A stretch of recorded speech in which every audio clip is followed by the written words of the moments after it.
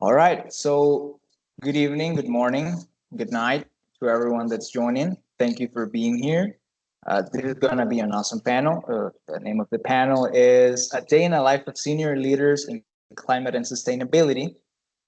And thank you for being here. It's completely awesome. This panel was a part of a pilot program organized through the Global Mentorship Initiative. And just to put you in context, the GMI, the Global Mentorship Initiative, is leveraging virtual career readiness mentorship to connect aspiring climate leaders from the global south with experienced mentors in their fields. So this is a student-led panel. It was led by myself and Jessica Wanjiru. I'm from Honduras. My name is Ole Samir. Jessica is from Kenya. So it was like a really awesome job to do, just trying to organize the panelists. And it was a whole new experience that we recommend that to everyone that's here. If you have the opportunity, try to be involved in something like this. And the 20 students participating in this inaugural cohort were nominated by GMI's partners, including Student Energy, which Student Energy is a global youth-led organization empowering the next generation to accelerate the energy transition. A couple of more facts about GMI. It's a nonprofit organization dedicated to building professional pathways for young graduates from diverse communities as they navigate the critical transition from college to career. So since 2019, GMI has connected over 10,000 students one-on-one mentoring and valuable career opportunities, helping shape the leaders of tomorrow.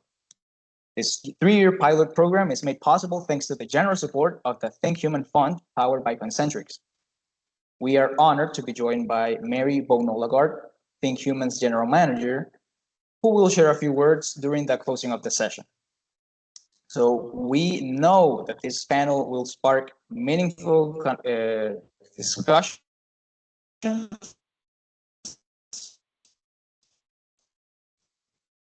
of panelists here. We are honored to have with us today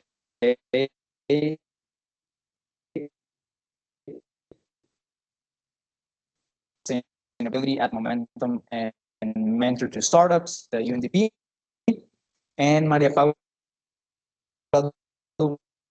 Okay, she's a So the way that this panel is going to work, we're going to ask a couple of questions to the panelists. The panelists are going to give their insights on the question depending on the time. We will have questions from the audience, so feel free to ask any questions specifically to a single panel or to a single panelist, sorry, or to ask an open-end question to any panelist.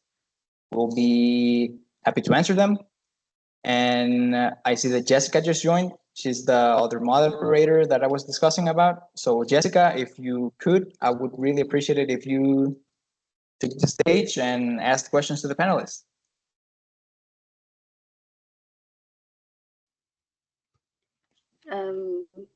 Hello, everyone. Thank you so much for this opportunity to have a discussion with everyone and to get to learn different views of the discussion that we have today. And so today, I'm sorry for being late. I had some issues with my network, but finally I'm here and I'm thankful. So I'm pretty sure my colleague Ode has given you an overview of what we'll be discussing today, or an introduction of today. And for me, I am Jessica Wanjiru. I'm a Kenyan. I'm a student studying renewable energy. And I'd like to take this opportunity to give the different moderators that we have today, the panelists, sorry, to introduce themselves.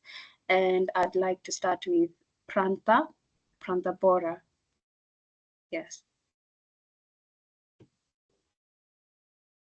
Thank you, Jessica and Ode, for curating this and for all your hard work. And I thank GMI for inviting me into this panel. A real pleasure to to be invited to talk about your career and your day at work, and I was actually struggling to think about. It's very easy for us to talk about our projects. It's very easy to talk about what we are doing, but when it comes to talking about a day in your life, that becomes a little bit challenging, because your day is always so different. And as the years go by, your workspace and the people you interact with have different issues that you have to talk about. So I think it's been even interesting for me to the background work to come into this panel. So I mean, I think, I asked today, what would you like me to talk about? And he said that, he said, we'd like you to talk about how you entered or how you started your career in sustainability. So I was thinking about that question, and I realized that, I started my career in sustainability long before it was called sustainability. So I actually, when I started my career, I grew up in a hill town, and a lot of forests, alpine forests. I mean, I grew up in a part of India which is very different from the rest of India, and I used to be very concerned because that part of the country at that time was dealing with the pressure of environmental development. So there was this whole pressure of conservation versus development. So which means that, there was agriculture which required cutting down of forests, because there were communities who wanted to use land for agriculture. And they used to use a very traditional technique called slash and burn, which used to be called June cultivation in scientific technology. So it was basically a methodology where you burn I mean, you cut the forest and you burn it, so you make it fertile in a very traditional manner. But of course, if you do it extensively, then there is the danger of a lot of forest being cut. So I used to be, probably this was in my 20s, and those days, of course, we didn't have the distraction of Netflix and iPhones. So we used to just walk down to the forests for picnics and and stuff like that. And I got very concerned about the fact that the forests were being cut down. So I think my career in sustainability started with this whole desire to protect the forests. So I didn't even really think about the word sustainability at that time. So that's probably the turning point of my career. And I was lucky to be selected for a fellowship in environmental education. So I think this is almost 30 years back. I'm not so young, but so I was part of the fellowship, and that's where my career started.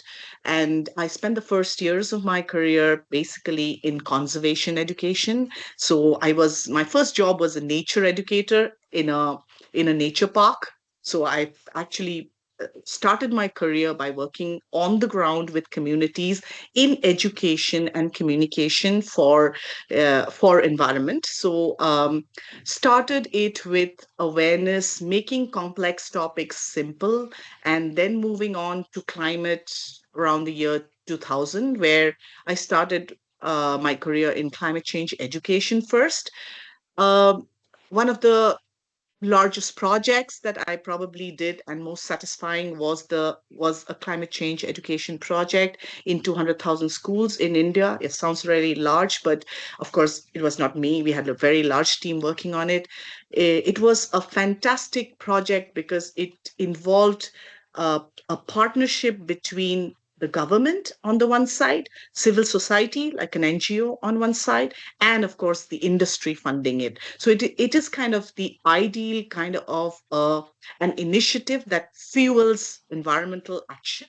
So I probably, if someone asks me for a success experiment or a successful project in my life, I would like to quote that, because in terms of scale, it helped us reach tremendous. It had a tremendous reach in terms of audience as well as an impact. So what kind of projects I do now? I primarily work with the private sector. Over the years, having worked in climate change and air pollution, I transitioned in the last 6 years to working exclusively with the private sector, primarily because I feel that we need to really drive the private sector if we want to look at sustainable sustainability from the perspective of products and in terms of the consumer choices that we make. So my work at the moment is primarily looking at industry in terms of helping them in their sustainability journey. We I have a very strong team which has, which deals with the science-based tools. So we do science-based target setting, we do life cycle analysis, we do GAG accounting, that's the science part of it. But on the other side, we also do a lot of capacity building because our audience is not just the big industry, it's also the small, medium industry, which is actually in the need for still understanding what the concepts mean. So when you talk about uh, topics like decarbonization, net zero, we need to translate it to a language that the smaller industries understand, because it's not just about a sustainability team. It also means going down on the ground and explaining to a plant why they need to reduce emissions. So these are a couple of areas that I work in. I primarily work in India. When I say India, India is a big country. So if you look at it from an ecosystem perspective, then we have all the ecosystems from a desert to a forest to a coastal. So I think from the perspective of experience, I've worked in multiple ecosystems. I've worked in other geographies in Asia, including the Philippines, Malaysia, Indonesia, but primarily in industry and promoting industrial decarbonization, transition to net zero, and of course, looking at how we can reduce emissions to increase climate action. Let's stop there.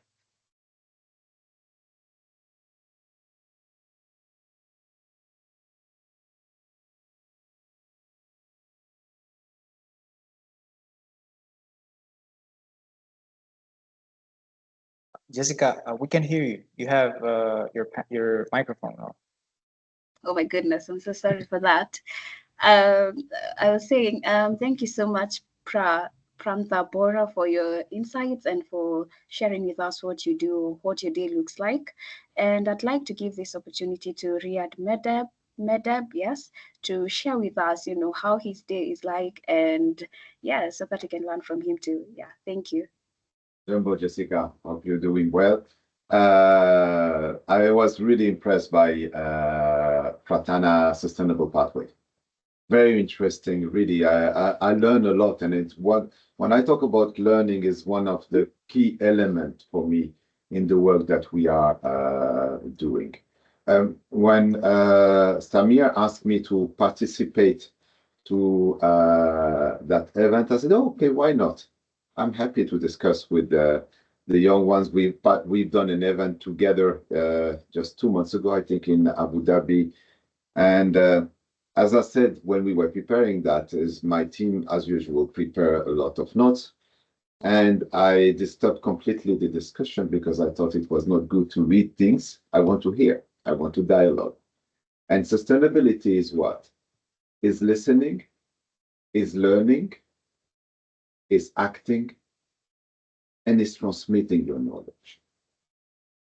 And for me, this is the key element here before anything else. Yes, I work in sustainable, I call myself a sustainable development practitioner.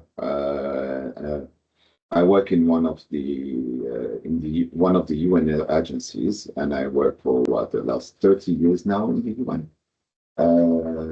Long process. Same thing then Pratana, come up from a developing country. I grew up in the global south in Nigeria, and I lived in many, many, many countries all around the world. And I worked in several countries, I think 90% of Africa, minimum in Asia, probably 80% of the countries. I had a lot of opportunities, and I'm very lucky. Not yet for you, Samir, in your region, but I know very well Kenya for being in the Eastern Africa for many years, as I speak Swahili too. One of the languages that I like. I started many years ago as a simple intern. Yes, I have a diploma in economics, in finance, but I was not interested.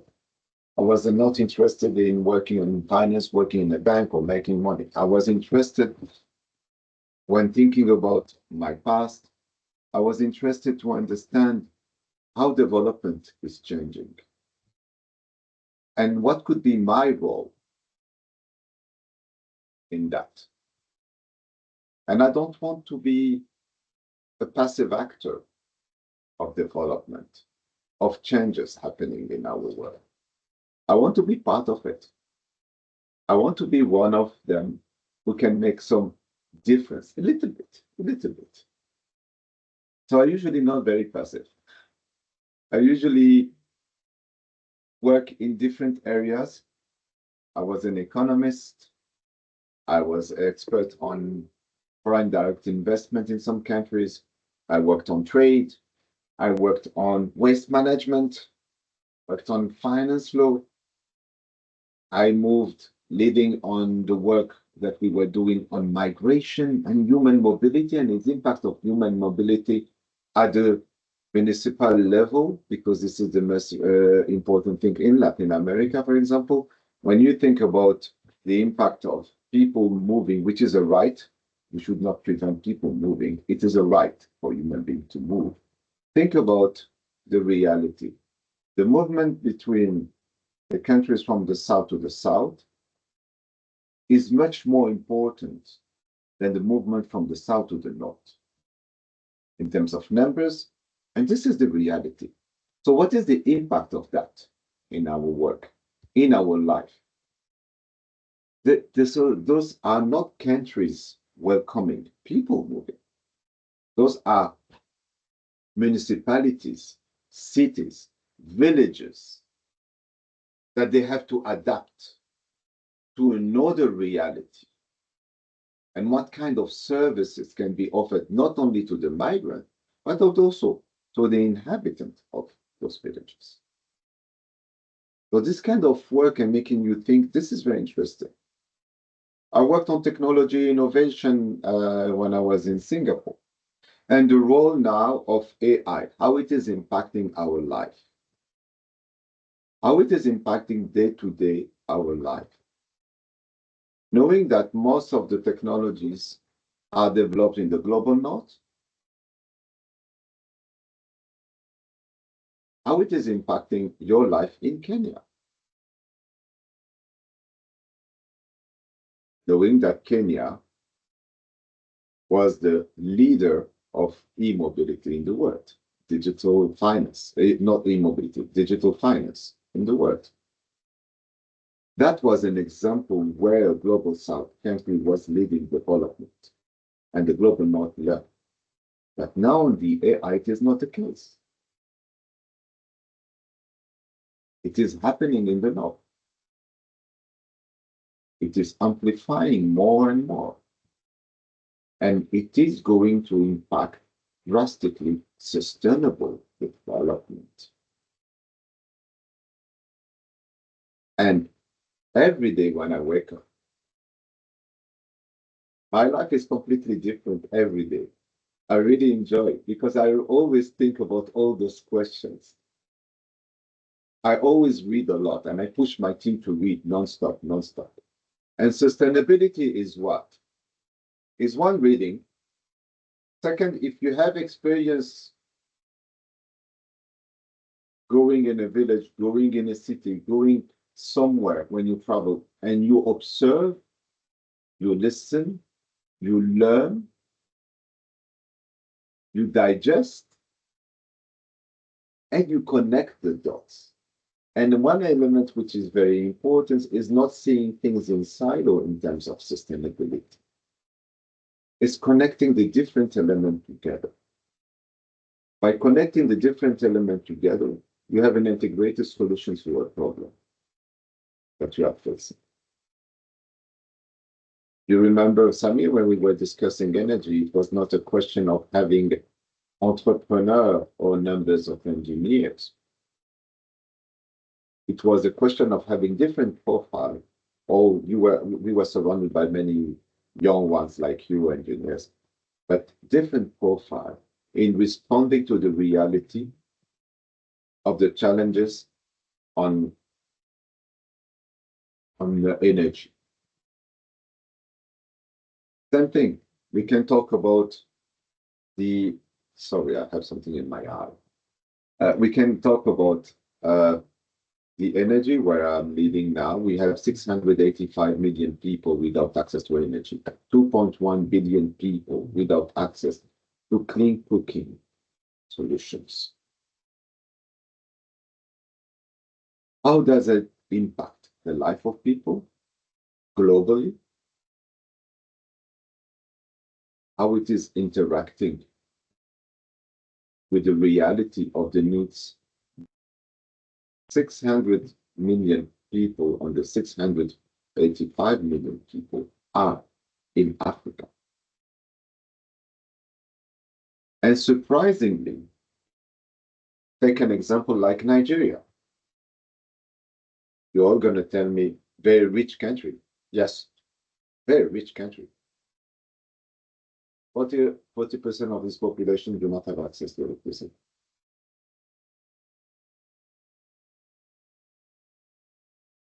What do we do in this kind of situation? And that is the challenge for all of us. How do we think about it? Take Kenya, example of Jessica. More than 97% of the energy is a clean energy. But you have still more than 30% of the population without access to electricity. How it is impacting sustainable development for them. Those are the key elements that I wanted to share, not talking too much about myself. Talking about element, when we say that we are a sustainable development actor, we are thinking about different issues. From the technology, from policy level, from work that we can do at the programmatic work, and from work that you can do just thinking, just reading. Don't forget, read, be very curious, experiment, learn, and transmit. Always transmit whatever you can do. Don't forget to act. Thank you very much.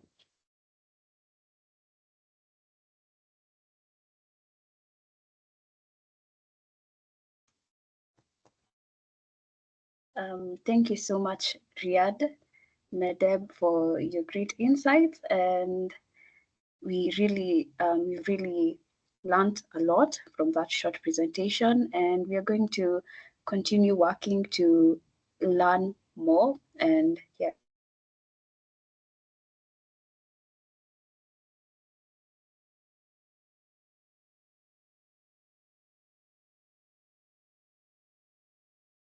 You're on mute.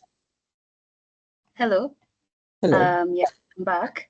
So our last presenter, but not least, I'd like to welcome Maria Paula. Yes, kindly. You're welcome. Thank you. Thank you both, Riyad and Pradhan, for all your experience. I learned a lot from other sustainability leaders worldwide too. So I'm in Bogota. I'm a lawyer by profession, and I started working in the telecommunications industry in telco companies where I work like for 12 years from the regulatory perspective of the business. At that time, nobody was talking about sustainability, no ESG, nobody has that kind of role. But they have a lot of corporate affairs, and mainly that was social investment. So I would say that my initial path to sustainability started with the S of social. That was what mainly all the companies talk about and really invest in. Then I moved to Microsoft. I have two tenures in Microsoft. First, 12 years. And in those 12 years, I worked in Colombia, where I live.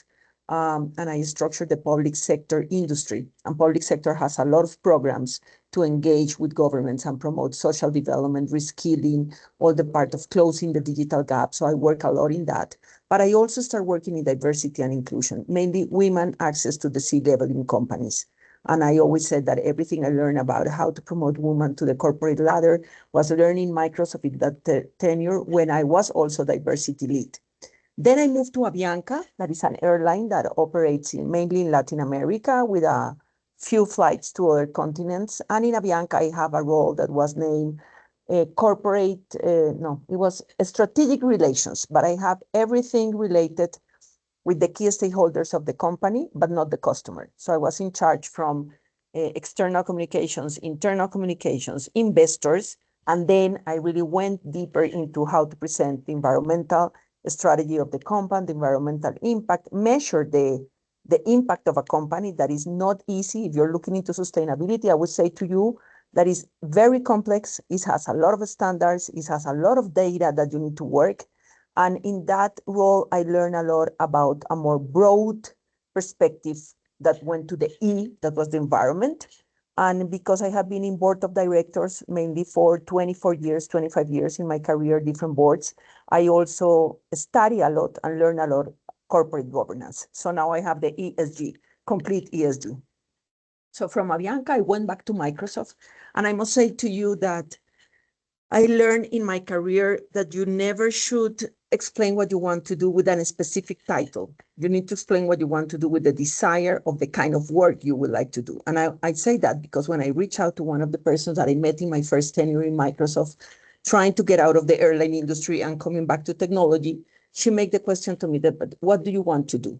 And I say, I don't know the name of what I want to do. I don't know the title of that job, but I want a job in which I can transform the world using technology. And she turned to me and said, okay, understood. And I said, that's great that you understood, because I'm still trying to find which is the right one that I need to look for. So about 6 months after that conversation, and another lesson for that conversation for you all is networking is key in your careers. So keep a strong network of contacts. Keep in mind who is the right people that will give you advice that could help you to grow in your career, and try to maintain contact with that people all the time. Even if it's a professor, if it's someone you knew at the university, don't let that relations to last a minute. Make that long-lasting relations that can grow, enhance, and help you to get to other places and really help you to find what you were looking for. So 6 months after that conversation, that last 15 minutes, I remember that, she called me and said, we are opening a position that will be called Sustainability Latin America. We don't know exactly what that position will do, but we believe you can grasp and define the role. So I came back to Microsoft, and I came here convinced that I was going to do internal sustainability from Microsoft. But when I started making my onboarding, I discovered that sustainability internally behind our walls is made by the CELA teams in legal and corporate affairs, where they do all the metrics and all the strategy. And that my role was going to be more outside to our customers, to our clients. So I'm going to try to define to you what I do every day. I do a lot of things, but specifically in the role, I influence, advocate, and help companies understand how, by using the right technology, they can enhance their environmental footprint, be carbon negative, measure in a better way, do the reports of sustainability more rapidly, and how they can connect two silos of the organization that today seems to be apart, technology and sustainability, but that should be together in order to make the company more competitive and get to measure in a better way the road to net zero. I'm also in board of directors. I am like the ESG expert in those boards. So one other lesson is sustainability have many ways you can go into it. Don't think that you need to be like the environmental technical person. No, you need to just like it, adore it, be passionate about it, understand the impact it has outside, and have meaningful conversations about it. You have to study a lot when you enter into sustainability. So when I enter here with my background, knowing sustainability from the worst perspective, I say, okay, I'm like a subject matter expert in Microsoft. So I go and talk to customers. I need to go deeper into my knowledge of sustainability. So I make a master in sustainability with a Spanish university. And I have taken so many courses you cannot imagine. So I took a course from the GTC, that is the German corporation, about how to enhance the value chain in a small and medium business and how they need to measure the footprint. to try to understand what we call in sustainability the scope 3, that is the value chain of the companies and how to measure it. Then I make a climate accelerator for the Global Pact. So I'm always seeking into new knowledge to add into my bag. And another advice for you, think that when you start your career, every time you get to know someone, everybody, and anytime you can have a meaningful conversation, ask yourself, what am I giving back in this conversation? So think about what that person that you're talking to is gonna to remind about you. So to do that, you really need to study, you need to prepare, you need to, in my case, think about my customers like it was me. So every time I have a conversation with a customer, I sit down, I use Copilot to brief the sustainability report that are usually very long documents that you need to go into detail. Try to find where you can give an idea that will enhance that business, how you can help them to think their business in a different way, how that conversation is going to change your career and maybe their business strategy. So I spend my weeks, I would say, with a lot of conversations with customers. I usually sit in a week like 4 to 5 customers to demo our solutions, to show them what we have been doing as Microsoft for more than 15 years. I go to guilds and associations. I give public speakings about sustainability. So I'm also like a activist in the terms of industry. Why you need to go deeper into this, why this is important, and in these times, why this is important despite the political situations around the world that may be weakening what sustainability means for the long term. As Ria told you, I read a lot. I always have my Kindle in my bag, and I spend a lot of time trying to find the right books, and I need to divide that into, of course, technology. So now I read a lot about artificial intelligence and sustainability, documents, paper, podcast that really help me to understand what companies are talking about and how we can be a trusted advisor in that conversation. That will be it, Jessica.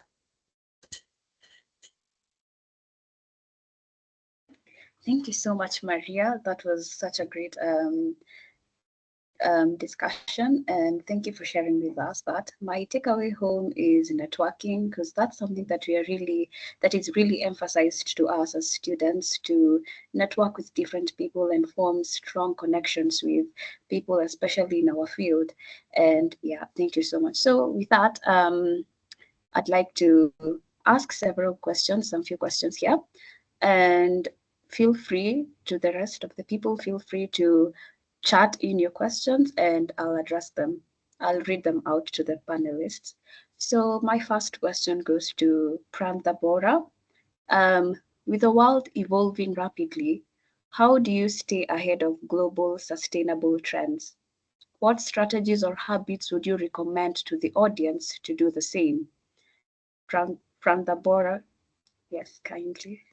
Yeah, thank you, Jessica, for that question. I think Riyadh and Maria have made my job easier because they've kind of given really really great strategies to keep us ahead of the what's happening in the sustainability space. But I must tell you that we may have worked, and I think I would speak for the three of us. We may have been in the space for a very long time, but we are still unsure, and we are also developing ourselves. I think that's something that I think all three of us would like endorse and say that at every stage of your sustainability career, you need to keep learning, keep growing, because it's an evolving space. The world is evolving, nature is changing, and primarily our work is with nature, and nature is changing. So obviously, we need to kind of evolve ourselves as nature is evolving. So my mantra has actually never been, what I want to do. It has always been where I want to create an impact. And I think Riyadh used the word impact many a time. And I think it's very important uh, for aspiring leaders in sustainability, people who want to come into work in the space, to also consider the word impact, because today we are so burdened by jargons and words. I was looking at the newspaper this morning. There was sustainability and ESG and environment and climate and air pollution. So you look at a paper and you'll see like you know thousands of words, and it's very natural to get lost. We get lost. And like I told you, it was very simple for me. When I started my career in sustainability, it was about saving the forest. Today, when I meet a client, corporate client, the client would ask me, what is the emissions of my product? Another one would ask me, how do I respond to this disclosure framework?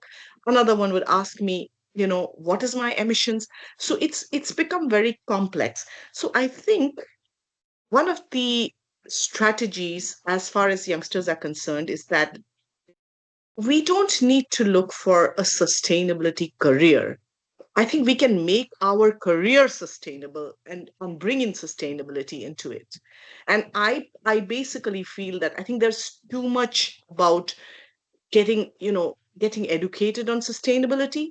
I think if you're an architect, if you are following the principles of sustainability, our job would have been half done. I think probably I would lose my job because I'm fully sustainable. I'm fully in sustainability. So I just feel that now we definitely need to mainstream sustainability. I don't think people should think about transitioning to a sustainability career. They should look inwards and say, how can I make my career more sustainability focused? And I think that is something that has also driven me in my career throughout, where I have chosen a job and I have decided where and how I can create impact and how can I develop within my role the best ways to do a particular job that such that it leads to a sustainable uh, impact. uh, how do I do it? I think I totally agree with both my co-panelists. We have to read, read, and read. And and I tell you why it's very important. I tell this to my team who is always there. I tell them that if you don't deep dive into a concept, you don't really know how to go ahead. So there are there's a lot of things floating around, but the best way to do is to find what interests you most. If you look at both Riyadh and Maria, you probably picked up what is their passion project. They talked about a lot of things that they've done, but there is a passion project that drives them. And I think it's very important when you're in sustainability to find your passion project, to find your passion area. That becomes your core area of interest. That becomes your core research area. And that becomes the area that you want to continuously read about. And I think it's very important because when you are in a sustainability job, you are asked to do a dozen things. And sometimes it can be very overwhelming. It can be very depressing because you don't see results. So it's very important that you find your core area of interest, what really drives you, and then follow it. Because even within that area, you feel that, you would find so much that you want to do, so much that you want to learn, and so many people that you want to meet. Which brings me to the third area that, as young leaders, we need to focus on. It's impossible to learn everything, just by desktop research or by reading. I think it's very important to meet people, listen to people. So I would say that whether we like it or not, whether we have the time or not, it's very important to attend at least one discussion forum. Today, as youngsters, you have so much access. You have access to online platforms. I mean, attend at least, make it a point that once every quarterly or every once in a month, I'm going to attend this particular event, listen to a couple of people, what they talk about, because perspectives give you a thought process. When you're listening to three people talking about a particular topic, I think what you get is three different perspectives. And then you realize how to match those perspectives. I think that is an area where, which drives the how does one get ahead of sustainability. So three things. One is that sit back, reflect, where is it that I can make impact. That could be your present job. It could be whatever you've studied so far. You could be a doctor. Yet you could bring in sustainability. I mean, there are so many things. Health impacts of climate change requires medical intervention. You don't have to study sustainability for it. If you have studied medicine, you just need to look at it from a cross-sectoral approach. So the intersectoral approach is the first, and the intersectoral approach actually helps you in creating impact. It'll help you teach people like us. Second, increasing knowledge, reading, listening to people uh, in every way. And the third is, of course, meeting different people, listening to multiple perspectives, because we have to work collaboratively. Environmental challenges are tremendous. It's not possible for you, me, or a Pratna or a Riyadh or a Maria to solve it. I think we need to work collectively. If Pratna, Maria, and Riyadh sit together, we would come in with a solution that is, very impactful. But individually, Pratna, I mean, she's going to be able to do only that much. So I think it's very important to look at the partnerships. Nature solutions, solutions for sustainability are based on partnerships. It's based on collaborative learning and collaborative impact.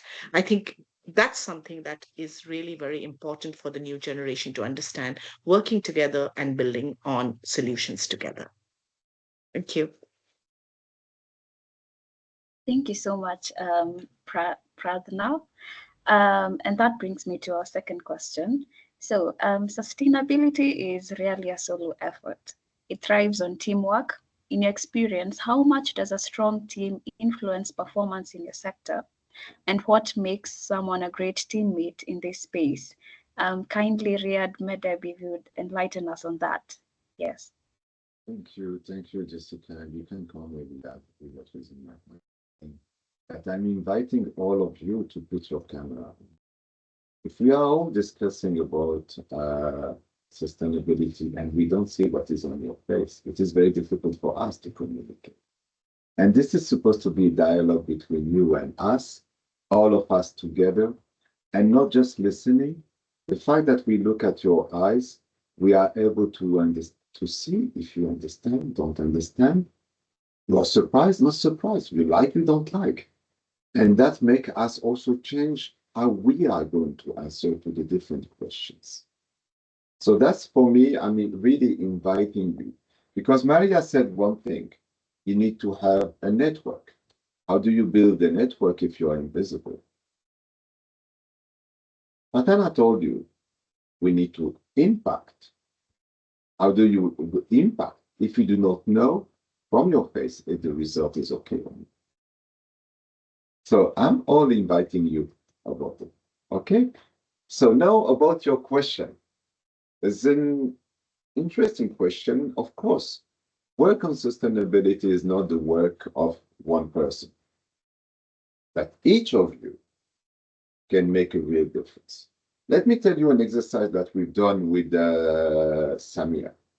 I was supposed to go to a room, listening. They were supposed to listen to me on issues on energy. I decided to do different things. I decided to question, not answer the question, and making each members of the participant in the room to answer. By getting different version of it, we got one solution. This exercise was, for me, an objective to demonstrate that having different views together and act as one team, we can deliver one result. And there were debate, real debate. And it was very interesting and contradicting each other, but it was very, very interesting. Same thing. The work of a team, first and main objective is to develop a vision together. What do we want to achieve? What is the challenge that we want to answer to? A clear vision helps you to define a clear work plan. The work of a team is identifying in your team the strength of weaknesses of each of them And we all have strengths and weaknesses. But identifying the strength of someone, how can we help him to grow? If he wants or she wants to grow. That's also willingness to work on a team. It is also the communication. Is how you're going to communicate the result of your work. You can write a superb report and this report will stay there. So you always need someone very strong on communication, or one of you who loves communication and want to communicate.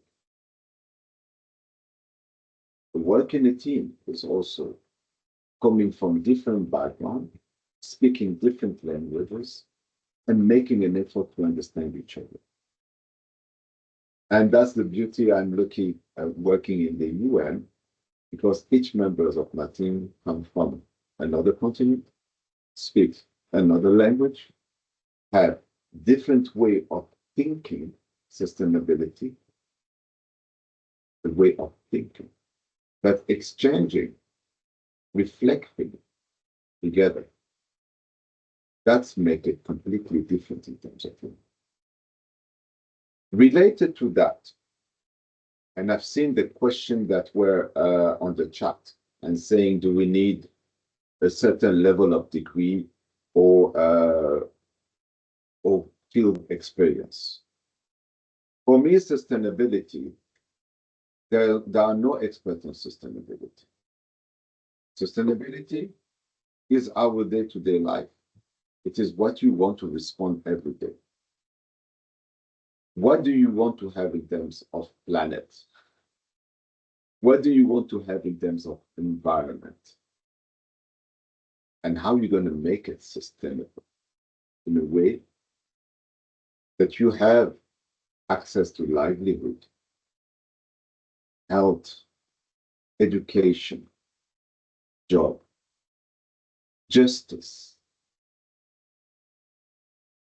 For me, that is sustainable. You do not need to have a degree. The degree is one thing. You need to communicate. Yes, that is something important. You can learn languages as an addition. For you already, when I see you, because you're on the screen, Jessica, you speak already minimum 2 languages. From Kenya, you speak at least 2 languages. When we live in Africa, each of us, or in India, like Ratana, you're obliged to speak several languages. In 30 kilometers around you. That's it. It's our life. But that's helped you to communicate. It is not your PhD in Harvard or your master in Timbuktu that makes you different. It's what you want to do yourself. It's how you see the world. And for me, developing the network, like Maria said, is important. Communicating is very important. Sharing as a team is very important. All those elements are essential. And read, open your mind, not stop, open your mind, and exchange within your team what you read. Make sure that they understand that passivity will never give you any result. Being very proactive, preventing things by reading, preparing yourself, you'll be the number one successful on sustainability. Thank you.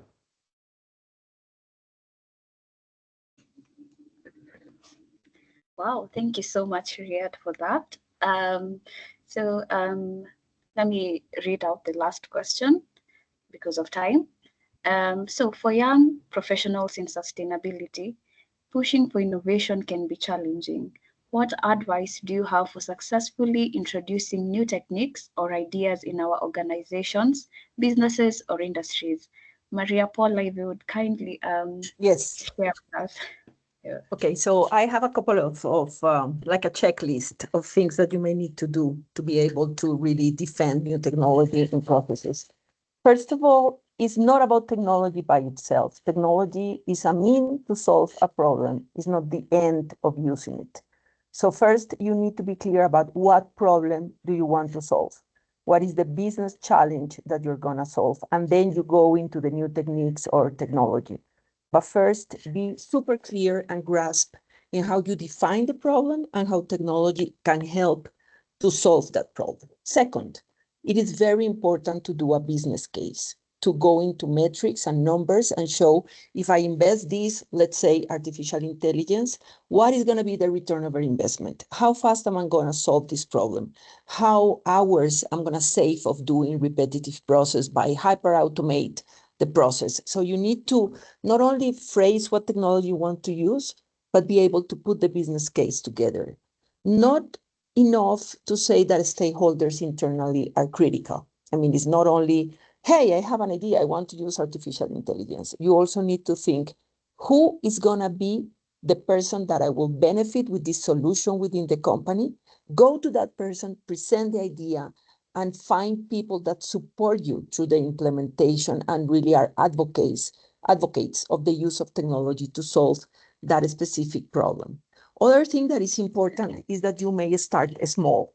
Don't try to eat the world in one day. I mean, take small steps to solve the problem. So make a roadmap and say, this year I'm going to accomplish this, or these 3 months I'm going to do a pilot, or I'm going to try to use artificial intelligence for the report. Instead of saying, I'm going to transform the whole reporting of the whole company with artificial intelligence, go step by step. So you have long-hanging fruits and you're able to celebrate the small wins that you're having. So you also reinforce your stakeholders to continue supporting in the rest of the implementation. And of course, I would say, listen openly and calm the feedback that you're going to receive. Because when you want to go passionate about technology, you are convinced, but a lot of people is going to say, no, that's not going to work. Forget about it. It's too much money. You need to be resilient, but you also need to hear what they are saying to you, to change the strategy, to adapt yourself, to do different ways of implementing. And that would also give you the opportunity to have more sponsors and to find new stakeholders that will support you. But you need to hear those voices in a good way, not taking it personally, to be able to defend, support, and implement a new technology or innovation within the company.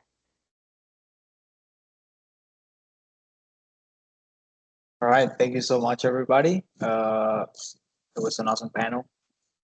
As Riyad was saying, the different perspectives from everyone, Ratana was mentioning it as well, different perspectives that we have that we can learn from each other, they help us grow.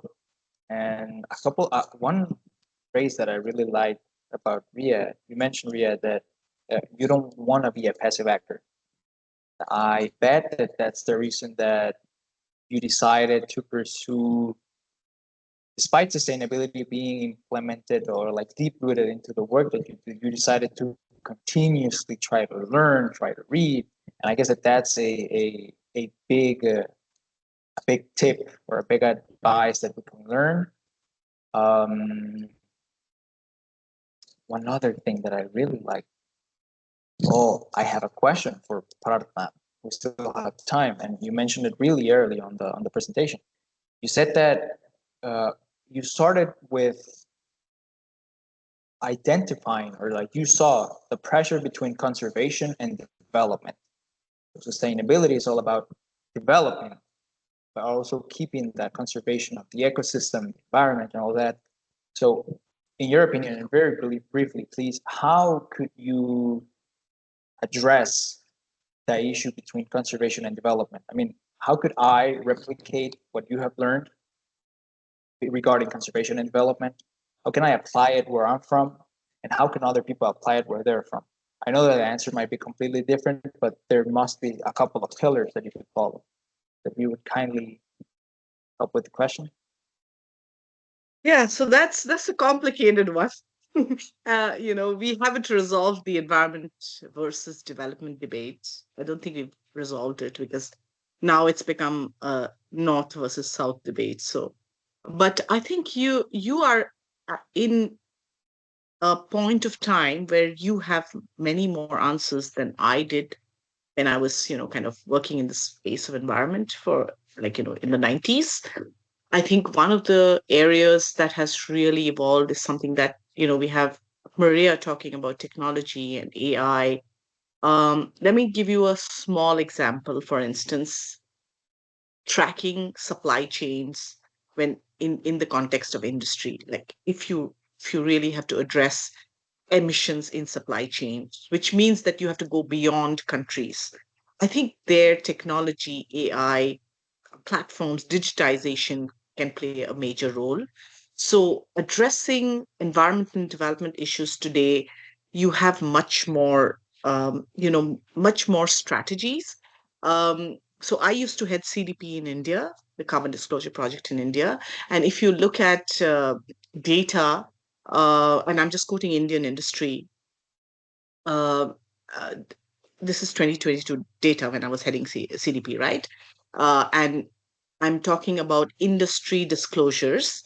If you look at climate related risks, the total disclosures that were made was amounted to about 2,800 billion Indian rupees. But the total opportunity that was estimated in terms of rupees was 30,000 billion INR, which means that there is a lot of um, opportunity that is being looked at in the sense of cost reduction, in the sense of new products. So when we are looking at the development from the perspective of new products, new designs, new development trajectories, I think there is a lot of opportunity for youngsters and for people like yourselves today who have who have new areas of intervention. So I think to answer your question, the alternative development trajectory is something that we talk about. But what is the alternative development trajectory, which is based on sustainability principles, is what we should talk about. And not no development, but alternative development. And coming from the global south, coming from India, which is probably one of the most vocal countries in terms of talking about we can't get net zero by 2040 or 2045, we want net zero by 2070. I think what we even as a country are not working on is the alternative trajectory for development. And that probably is what is should be the contribution of the kind of people who are in this forum. And how does one look at it? Because the alternative development trajectory is where environment is takes a priority. Does it make sense? Yeah, it completely does. So as we come to an end to the panel, in order to be respectful to everyone's time, I would like to ask Mary Bono-Lagarde from the Think Humans Fund to give closing remarks.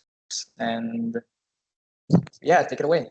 Thanks a lot. Thanks. So I'm maybe let's just close with a few words. First, I'm very inspired by all the talks and all the sharings of today. So I'll keep in mind the interconnection from Riyadh.